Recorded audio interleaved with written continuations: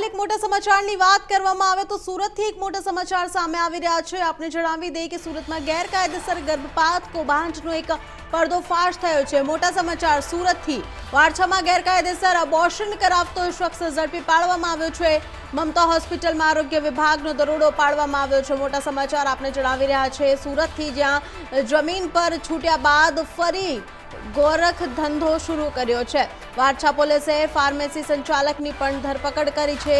गोरख धंधो वारछा पुलिसे फार्मेसी संचालकनी धरपकड़ करी छे। सूरतथी आ मोटा समाचार सामे आवी रह्या छे।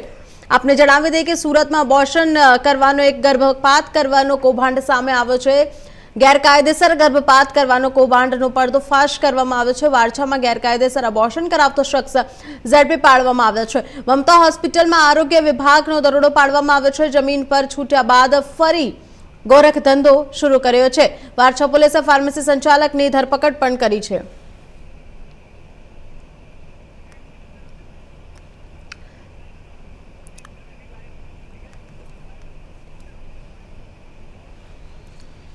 तो जे रीते सूरत में गोरख धंधो करवामां आवी रह्यो छे गर्भपातनो, आ विषय पर वधु माहिती आपवा बदल अमारा ब्यूरो चीफ शैलेष त्रिवेदी अमारी साथे जोड़ाई चुक्या छे। शैलेषजी, जे रीते ममता होस्पिटल में आ मोटा कौभांड सामे आव्या छे, आमां तमारी पासे शुं विगतवार माहिती छे? સુરતના લંબેકમાન રોડ ઉપર જે મમતા હોસ્પિટલ ઉપર ગત 4થી 5મી તારીખના રોજ જિલ્લા પંચાયતના સીડીડીએચઓએ દરોડા પાડ્યા હતા। તે કેસમાં વરાછા પોલીસ સ્ટેશનમાં પોલીસ ફરિયાદ થઈ હતી। વરાછા પોલીસ સ્ટેશનમાં ફરિયાદ નોંધાયા બાદ જે જવાબદાર કહેવાતો ડોક્ટર છે એની વરાછા પોલીસે ધરપકડ કરી છે। આ ખંડેલવાલ એક ડોક્ટર, એક મૂળ ડોક્ટર નથી, ફાર્માસિસ્ટ છે, પરંતુ આ જગ્યાએ છેલ્લા 5 વર્ષથી જુદા જુદા 3 નામે એ હોસ્પિટલ બનાવતો હતો। હજી 9 મહિના પહેલા તેની આ અહીંયા સિવાય હોસ્પિટલના નામે એ હાટડી ચલાવતો હતો, ત્યારે તેની ધરપકડ કરવામાં આવી હતી અને હોસ્પિટલ સીલ કરવામાં આવી હતી। જો કે કોર્ટના આદેશ બાદ જાન્યુઆરી મહિનામાં આ હોસ્પિટલનું મકાન સીલ ખોલી નાખવામાં આવ્યું હતું અને લગભગ 20 દિવસ પહેલા આ જે ખંડેલવાલ છે તેણે ફરીથી આ મમતા હોસ્પિટલના નામે અહીંયા ગેરકાયદે રીતે ગર્ભપાતની હાટડી શરૂ કરી હતી અને એ દરમિયાનમાં રાજ્યના આરોગ્ય મંત્રી પ્રફુલ પાનસેરિયાને ચોક્કસ વિગતો મળી હતી અને તેમને આ તમામ વિગતો સુરતના સીડીએચઓ ડોક્ટર અનિલ પટેલને આપી હતી અને અનિલ પટેલની ટીમે અહીંયા દરોડા પાડી અને ત્યારબાદ આ જે સમગ્ર કૌભાંડ છે સામે આવ્યું હતું। આ કૌભાંડના તાર માત્ર સુરત જિલ્લો, દક્ષિણ ગુજરાત કે ગુજરાત નહીં પરંતુ છે મહારાષ્ટ્ર સુધી જોડાયા હોવાની પણ અત્યારે પ્રાથમિક વિગતો પોલીસને મળી છે। જી શૈલેષજી, જે આ પ્રકારની જે ગેરરીતિ કરવામાં આવતા હોય છે ડોક્ટરો દ્વારા, કે કોઈ ઝોલાછાપ ડોક્ટર કોઈ હોય અને આટલા મોટા હોસ્પિટલમાં આ ગેરકાયદેસર કામ કરવામાં આવતું હતું, હવે આરોગ્ય તંત્રે પણ એમાં દરોડો પાડ્યો છે, આમાં કયા પ્રકારની કાર્યવાહી કરવામાં આવતી હોય છે, કયા પ્રકારની સજા થાય છે આમાં?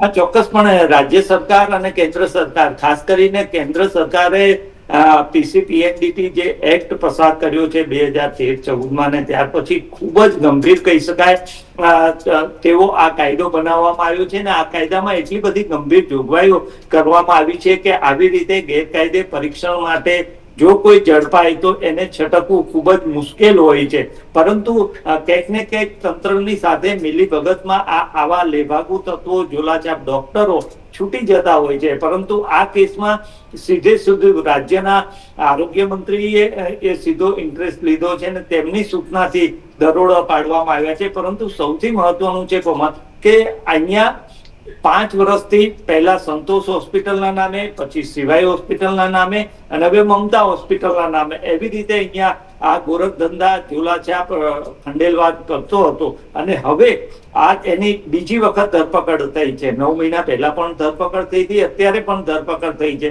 ત્યારે ચોક્કસપણે આ સમગ્ર ઘટનાક્રમમાં કે આ ગર્ભપાતના ગેરકાનૂની ધંધામાં કંઈક ને કંઈક વહીવટી તંત્રના કેટલાક ચોક્કસ લોકોની પણ સંડોવણી હોય તેવું ચોક્કસ લાગી રહ્યું છે. કારણ કે એક વ્યક્તિ 9 મહિના પહેલા પકડાય છે, તેની ધરપકડ થાય છે, એની હોસ્પિટલ સીલ થાય છે, ને તે પછી 9 મહિના પછી એ જ જગ્યાએ પોતાનો ગોરખ ધંધો શરૂ કરે છે. એ પણ સૌથી વધારે ચોંકાવનારી વિગત અત્યારે સામે આવી રહી છે.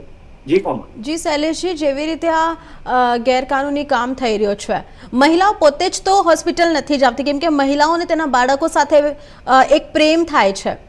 પરિવાર એમાં કોઈક મહિલાઓ ઉપર ફોર્સ કરે છે તો તે પરિવાર ઉપર પણ કાનૂની કાર્યવાહી કરવામાં આવશે? તે પરિવારોના કોઈક લિસ્ટ કાઢવામાં આવે છે અત્યારે તંત્ર તરફથી?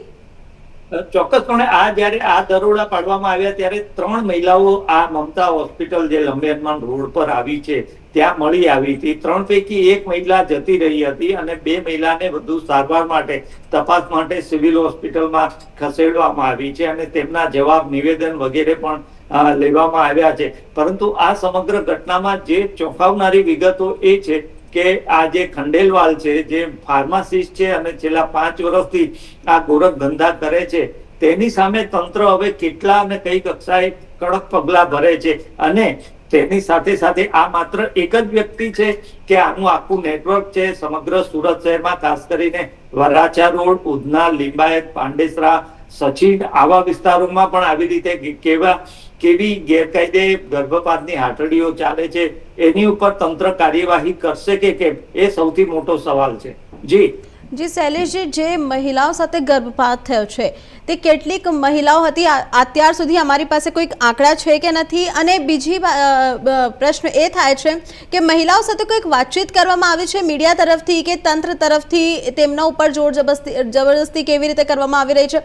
અને ગર્ભપાત બાદ તે પોલીસ કે તંત્ર પાસ ગઈ કે નહીં તેમના ન્યાય માટે? ચોક્કસ તંત્ર દ્વારા જે અહીંયા 2 મહિલાઓ મળી આવી હતી તેમના નિવેદન નહીં લેવામાં આવ્યા છે. પરંતુ આમાં કંઈક ને કંઈક જે ગર્ભવતી મહિલાઓ હોય છે એમાં ખાસ કરીને છોકરા માટે એટલે બોયઝ માટે એ લોકો લિંગ પરીક્ષણ કરાવતા હોવાની વિગતો સામે આવી છે. અને એ તમામને માટે આ જે ખંડેલવાલ છે એ તમામ સવલત પૂરી પાડતો હતો. પોલીસ તંત્ર પાસે પ્રાથમિક રીતે તો ત્યાં સુધી વિગતો આવી છે કે અલ્ટ્રાસોનોગ્રાફી સાઉન્ડ મશીન જે આવે છે એ પોર્ટેબલ એક મશીન પણ આ ખંડેલવાલ પાસે છે. અને એ માત્ર પોતાની જે ક્લિનિક જે ચલાવતો હતો ત્યાં નહીં, પરંતુ લોકોના ઘરે જઈને તે સોનોગ્રાફી કરી આપતો હતો અને ગેરંટી સાથે એને માટેનું એને માણસો અલગ રાખ્યા હોવાની પ્રાથમિક વિગતો સામે આવી છે. અલબત્ત સત્તાવાર રીતે પોલીસે હજી વિગતો આપી નથી, પરંતુ જે વિગતો સામે આવી રહી છે તેમાં આ ખંડેલવાલ છે એની પાસે એક પોર્ટેબલ સોનોગ્રાફી મશીન છે અને એ દરેક જે તે વ્યક્તિ હોય એના ઘરે જઈને સોનોગ્રાફી કરતો હોવાની વિગત છે ને એને માટે એક્સ્ટ્રા ચાર્જ કરતો હતો.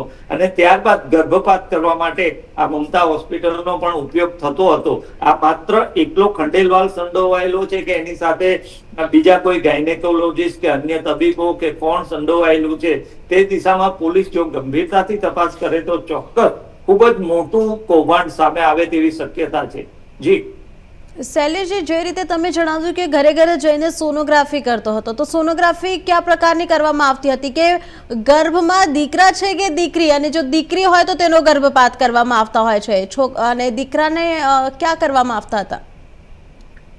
જી ચોક્કસપણે જે લિંગ પરીક્ષણ માટે અથવા તો સોનોગ્રાફી માટે ખંડેલવાલ કે એની ટીમના કોઈ માણસો ઘરે જતા હતા અને હોમ સર્વિસ જે આપતા હતા એમાં ખાસ કરીને તેઓ જે લિંગ પરીક્ષણમાં છોકરો છે કે છોકરી એનું સૌથી પહેલા એ પરીક્ષણ કરતા હતા. જ્યારે કાયદા મુજબ PNDT એક્ટ મુજબ કોઈ પણ સોનોગ્રાફી કરનાર રેડિયોલોજીસ્ટ હોય, તબીબ હોય, તેને ક્યારેય લિંગ પરીક્ષણ કરવાનું નથી. એ સોનોગ્રાફીનો કાયદાકીય રીતે ખાલી હેતુ એટલો જ હોય છે કે ગર્ભમાં જે બાળક ઉછરી રહ્યું છે એ તંદુરસ્ત છે કે કેમ, એને અન્ય કોઈ ખોડ ખાપણ હોય તો એને દવા આપી શકાય કે કેમ, એ અને મહિલાની જે તે ગર્ભધારણ કરનાર મહિલાની સ્થિતિ કેવી છે એના માટે જ આ જે સોનોગ્રાફી કરવામાં આવતું હોય છે. પરંતુ આ ખંડેલવાલ જેવા લેભાગુ તત્વો જે છે એ લોકો આ સોનોગ્રાફીનો ઉપયોગ લિંગ પરીક્ષણ માટે કરતા હોય છે